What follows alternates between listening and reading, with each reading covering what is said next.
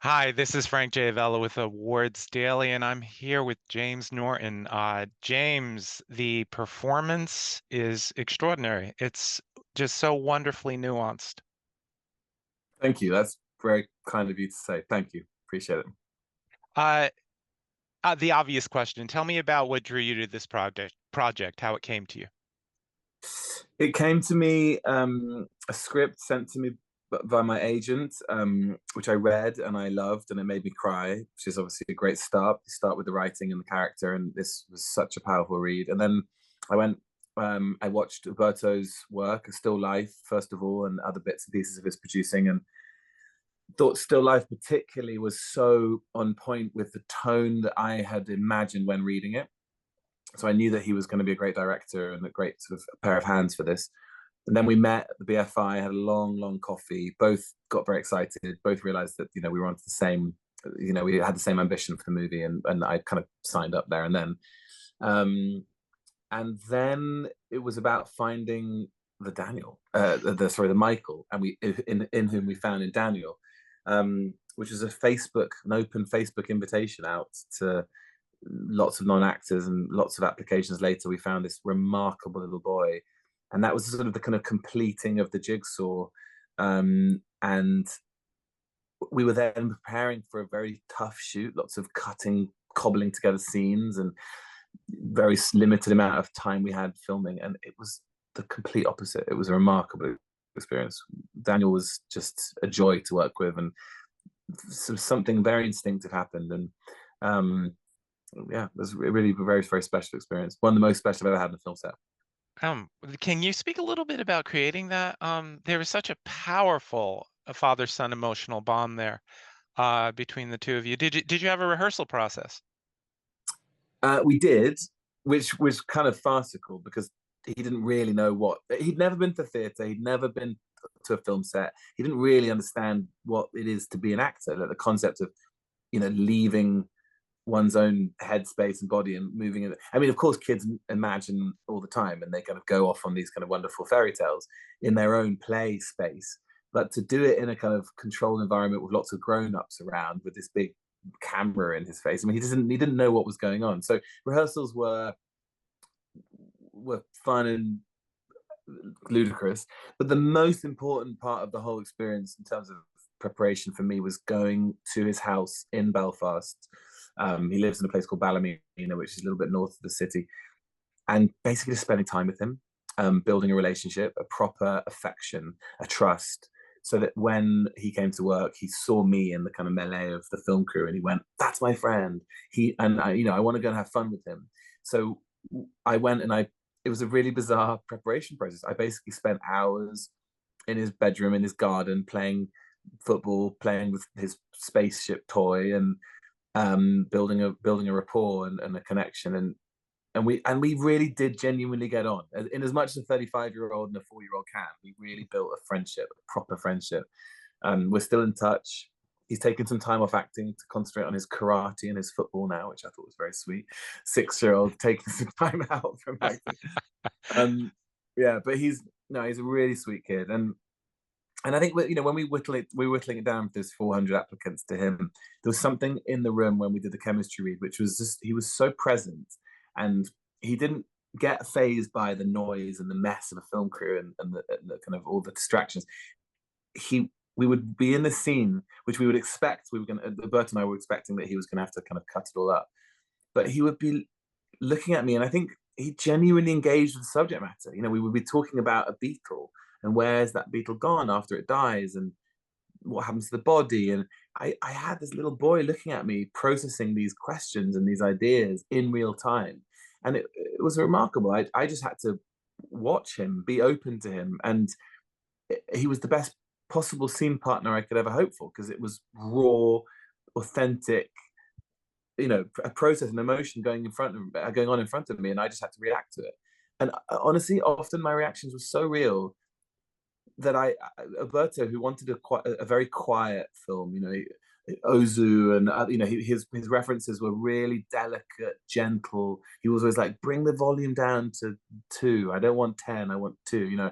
Every time I offered him a big demonstrative kind of hammy actor's performance. He'd be like, I don't want that. I want quiet and restrained. And so he, you know, I, I, I would have to resist, or rather stifle, the tears which often came in those scenes when we'd be reading a book where dinosaurs go to die, and I had Daniel looking at me in this kind of quizzical way, going, "Wait, what do you mean? I don't understand. What is this thing, death, you keep talking about?" And I was like, it was really moving. So that's what you can hope for in a film set. It was magical. Oh, my gosh. And one of the things I love so much about your character, John, having a working class upbringing myself, is that he's proud. You know, he's taught to never show weakness, but he's never too proud. His son's well-being comes first. You know, you were able Mm. to find that balance and show that vulnerability, if slightly. The pride, which I think is more, the film never, it was never a big story. Alberto sold it to me as a passage of time, a love story of sorts between a father and a son, but really a sort of quiet period, a sort of window into their life. But if there is a change which goes on in John, it's that the working class pride that you're talking about also applies to his parenting. And at the beginning of the movie, he thinks that the way to prepare his son for his death is a practical problem that can be solved with a good family, wealthy family, a life that I never had. You know, as long as he's got the means and a supportive family, you know, all that kind of stuff. He thinks he knows what's best for his son. And actually, over the course of the movie, he realizes is that the way to truly love his son is to listen and to be open to him and his choices, and to be guided by him. And so that kind of practical problem solving, kind of controlling sort of temperament is replaced with a quieter, open listening. And actually, what happens over the course of the film is that he becomes cared for. He goes from carer to being cared for. And as you know, you see the bits where the boy brings him the glass of water and puts the blanket over him and thing. And as you say, for a working class man to allow himself to be vulnerable, and not in control of his son's destiny, and actually guided by his son and cared for by his son, it was a very subtle, very sort of gentle journey, but it was getting rid of pride and control, and allowing himself to be open, and yeah, very very gentle but sort of significant journey. Your reaction when he hands you that 35th candle, it Oh, it destroyed me. it destroyed me. That's what I'm saying. That was another scene when, you know, you've got this kid who doesn't really know what he's doing, but he does on some deep level. He knows, because you wouldn't get a performance out of him like that if he didn't. So I had this little kid with his big eyes, and I was, you know, I could hear Roberto trying to stifle his tears at the monitor. I'm like, fucking shut up. It was so emotional, that set, and yet people, when they hear the subject matter, they kind of get scared by the film. I think it's going to be unrelentingly sad, and the truth is that set was full of joy. As you can imagine, that kid was just, I mean, there's a behind the scenes video. It's like 10 minutes long, and you should go and watch it, because you get a sense of the kid, and it's so different from Michael. He's so alive and upbeat and full of beans, bouncing around, and then when they called action, he would transform into Michael.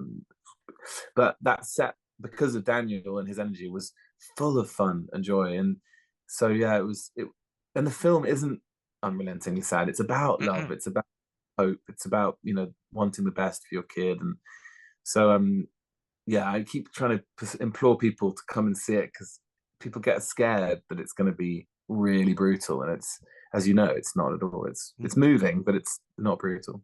Yeah, it's also quite funny, I think, in spots. Yeah, Um, it's lightness to it. Yeah. this movie was made pre-pandemic, and so it's had quite a journey. It opened in Britain, what, two years ago, I think, and we're finally getting it here in the U.S. Have you seen the film recently, and do you allow yourself to react to your own performance? I'm just curious.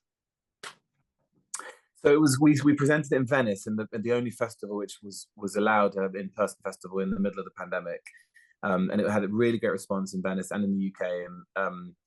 And I think in this particular film, and I think as I'm getting older, I'm allowing myself to be a little bit more I guess what, generous to myself, um, and less cynical, and less sort of tormented by petty vanities, which is often what I think actors get scared by. You kind of watch yourself and like, do I really look and sound like that? That's not what I thought at all. Once you get over those sort of annoying, slightly vain humps, and you can actually appreciate work and good storytelling, and of which you are a component. Often, um, I'm really proud of this film, and it moved me. It moves me, and I haven't actually watched it recently. I watched the trailer a couple of times since it coming, since the American release, and even that, like, I remember how genuinely moved I was in that set, and it makes me choke up. Takes me back to those experiences of spending all that time with that little kid, and going through something very profound with him as he learned about mortality. Mm.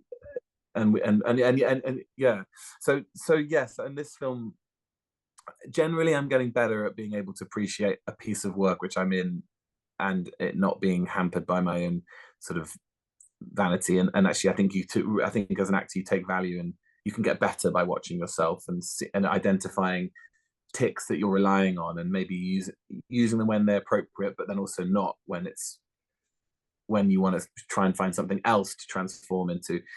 So it's helpful, I think, to watch yourself. But as far as appreciating and being moved by a performance, yeah, I mean, of all the movies I've done, this is definitely up there with the one I'm proudest of, and I think I can understand why it's moving, and I get moved by it. I haven't watched it recently, but I would, and I would happily watch it because I'm proud of it. As well, you should be. I watched it literally twice in a row. I watched it the night before last, and I watched it last night as well, all the way Wow, through. Yeah, yeah. wow, There's a lot thanks. there, I think. Yeah. Um, I have to deviate for a minute because I was in London for just 3 days over the summer and got to see. Did you? Oh I my God. did. We were at one of the final performances, and I have to tell you, I it kind of takes my breath away. Honestly, and I see a lot of theater. Yours was one of the most astonishing performances I've witnessed in a really long time. And I mean that. That's kind. I mean, I don't know what to say. That means a lot from someone like yourself, who I can just see the world you live in, the taste you have, how immersed you are in our industry. That means a lot. Thank you. You're most welcome. I have to say I wrote a play called Vatican Falls, which is about the Catholic sex abuse scandal. The only reason I bring it up is I appreciated how honest and brutal and unrelenting this play was. It had to be. It was a portrait of abuse, and I don't know how you did what you did 8 times a week. Yeah. Um, I mean, looking back, how do you reflect on that whole experience? I honestly, I ask myself that same question sometimes. Like, I don't quite know how I did that, and what sustained me through it. And I know that at the time it was a very complicated time. It was really, really fucking hard, and I hated a lot of it. Um, it cost me an enormous amount, and it was the hardest thing I've ever done. And yet, I think somewhere there was a sort of an awareness of the importance of it, and I would go out well, you saw the reaction at the curtain call, and the atmosphere in that room was something I'd never experienced before in theatre, both in terms of being an audience or on stage. And then I would go into the stage door, and I would hear the stories of those people who had turned up for this play and bought tickets, and often come night after night. And I would be reminded yet again of how this particular book, and this character, and this now play, was chiming with people on such a deep level, and helping people who had suffered at the hands of abusers, and had experienced self-harm, and you know just the kind of people who identify with Jude St. Francis, that they weren't the people who were kind of reading their trigger warnings and going, "Oh, I can't come." They were coming because they needed to be seen, and so this piece felt vital. And so I was reminded of that every single night when a woman with agoraphobia, who hadn't really left the house for 8 years, comes with a hoodie and like holds my hands and says, thank you so much. You have no idea how important this is. The next day, and you're thinking, how the fuck am I going to do 8 hours on stage today? And you go, okay, I know why. And you just did it. And yeah, it was remarkable. I mean, I'm so proud of it. Talk about being proud of it. I really am. I mean, I loved it. I hated it and I loved it, and it was the hardest thing I've ever done, but it was definitely the most rewarding thing I've ever done in my life. I kind of want to do it again. I was going to say, I wish to Christ it would come to Broadway, but I don't know if we're ready for that here. I know that sounds strange. No, it's not strange, and I think you're very perceptive to say that. Like it was, I saw. It's weirdly enough, I saw it in Dutch because Ivo directed it with Ita in Dutch, and it came to BAM, and I was living in I was living in New York at the time, and I was living around the corner from BAM, and Ivo said, "Don't see it. I think it's not helpful for you to see it," because I'd already been cast. I knew it was coming up in a few months' time, and I was walking past BAM every fucking day. I was like, "I'm gonna go and see it. There's no way I'm not seeing this." So I went. I told Ivo I was gonna go. I went and watched it, and well, it was a very strange out-of-body experience because I was watching this piece which I knew I was going to do, and that was weird. But also the American reaction was different. There was people walking out in the first 15, 20 minutes because they were offended. They knew that the subject matter of the book, and they were deeply offended. And they were, before anything had happened, people were walking out in protest of the piece. So I don't know if New York is ready for it. I don't think I'm capable of doing Broadway. I think it's too long. It's too many weeks, too many shows, coupled with all the kind of campaigning and stuff for Tony. So I think probably if we do it in New York, which I quietly, there's conversations going on, and I weirdly, the sort of sucker for punishment that I am, kind of want to do it. We would do a quieter, kind of limited run off Broadway, but let that to be TBC kind of thing. But yeah, I'm so grateful that you saw it. Every time someone says that they saw that play, I thank them because I know what it was to sit through that 4 hours, and I'm honestly grateful to every single. It sounds so trite and cheesy, but I am genuinely grateful to those people who came, because it was an ordeal for everyone. You know, it is, and this is obviously a whole nother conversation, and I'm getting the 5-minute warning, but yeah, what Ivo asks of his audience is a great deal, but the joy, honestly, was in the performances and specifically yours, and I'll just leave it there, and thank you. Go right into the next question, which is, you're pretty fearless in your choices, James. How do you decide what roles to take? I have a great team who, well, a great group of agents and publicists who kind of guide me, and I have I think my gut has served me well in terms of good writing and good characters, and I'm also in that fortunate position now where I get really wonderful people like Ivo, Hanya Yanagihara, like Uberto Pasolini came to me with this script, having seen stuff I'd done. So it's a really nice position to be in, where good writers come with great ideas, and makes my life easy. And yeah, followed the gut. Honestly, the times where I've been the most scared and I've wanted to run away, and they have been particularly Little Life. Nowhere Special was scary on a level, but I knew deep down that I just had to do it. It was so moving when I read that script. A Little Life I didn't want to do, and they originally came to me for Willem, and I thought about it and thought maybe that's not really for me. And then my UK agent said, you should be playing Jude. That's what you should be doing. And I thought, and I was like, fuck that. And it was her who said, the reason you should do this is because you're so scared of it. And I think that's, goes to show how brilliant that guidance is, because the things I'm the most scared of, as you say, I'm not fearless. I'm full of fear. But the fear is often the guide towards what you should be doing, because that's often the kind of signpost. If you're fearful of it, it's probably the reason you should do it. And certainly with A Little Life, that was the case. So yeah, often that's my barometer, I guess. The big challenges, the ones which take me further and further away from me, are the direction my gut tells me to take, my good team tell me to take, and then eventually I'm like, oh, for fuck's sake, okay, I'll go down that route. Yeah. What project that you've been involved in do you think was the most significant in your journey so far?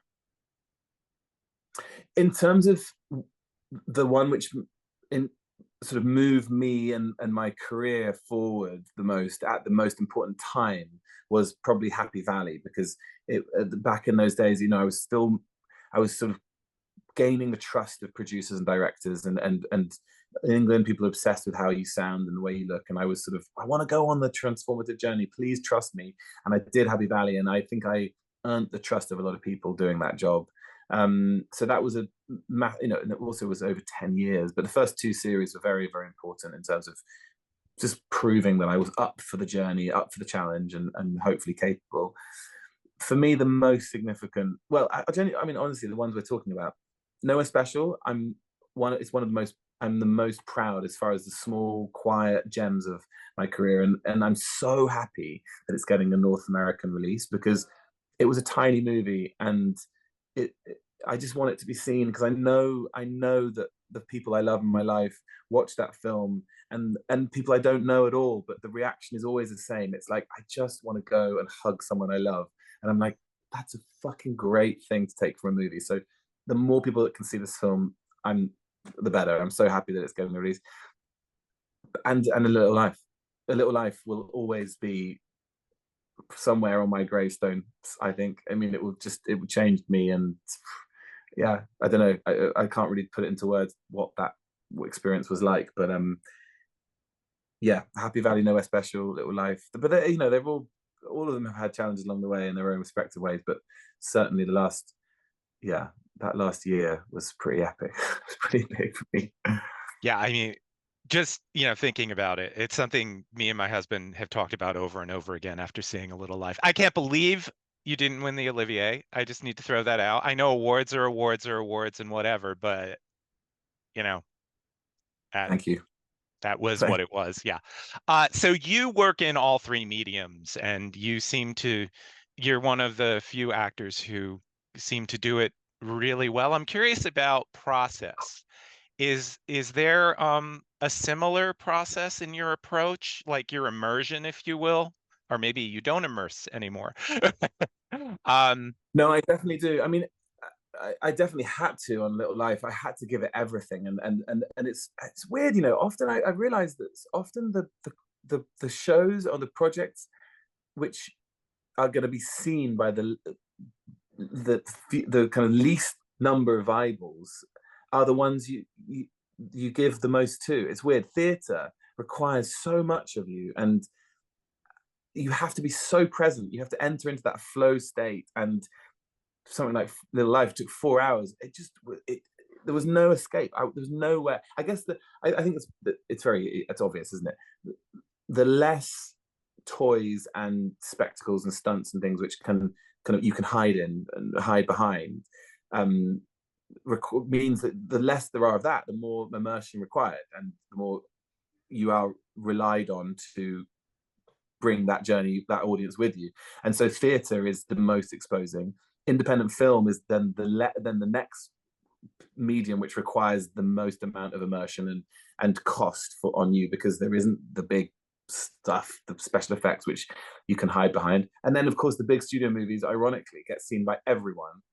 And of course there are big studio movies which require huge transformative journeys and beautiful, wonderful performances. And a Yorgos movie, like an Emma Stone performance in that, will require everything of fiber of her being, and yet it'll get seen by millions. That's a sweet spot. But so far in my experience, the ones which have taken the most from me, and it's not a choice. I want to go on those big journeys in the big sort of studio stuff. It's just often in my experience that's where I'm alongside other stuff which people are paying attention to. Whereas in smaller movies, theatre, there's nowhere to hide. And again, it's that fear thing. It's like, that's so terrifying to put yourself up on that stage and be that exposed. But that because of that exposure, you are gonna have to pull out everything and go deep as you possibly can. And there's some sick, twisted part of me which just loves that. I think actors all share that. Well, some don't, but most love that's why we keep coming back to it. I often, friends of mine who have given birth obviously giving birth is obviously the women I know who have, it's like incredibly special. It's also fucking traumatic. And yeah, after the 1 or 2 months after people give birth, they go, I don't want to fucking go anywhere near that. It's horrible, never ever again. And then there's this weird amnesia which steps in about 3 4 months down the line where you go, oh, maybe I could do that again. And then of course, 2 years later, out pops another child. Something theater is similar. An independent film, when you've gone through these incredibly traumatic and like costly experiences, you go, I'm never going anywhere near a stage ever again.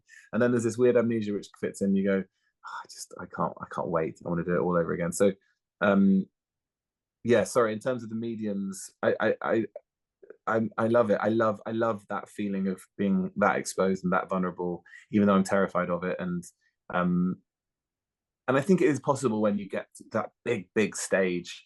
But for me, so far, the big journeys I've gone on are the ones which have been seen by a fraction of the people, and that's why I'm so touched that you've got that program and that you've seen that play, because it means the world to me when I meet people who have seen that. Well, thank you so much, James. I really, really, really, in some incarnation, hope it does come to New York. Hopefully, we'll chat again when it does. Yes. And a shout out, Mr. Jones and the Nevers. Just Oh, dude, you're the best. wonderful, wonderful work. Yeah, and I'm ordering Happy Valley, so I'll see it soon. You're the best. You've seen everything. I'm so touched. I hope we get to meet in person one day. That means a lot. Thank you, Frank. Appreciate it. Absolutely. Have a great day. Thank you so much. Yeah, and you too. Cheers.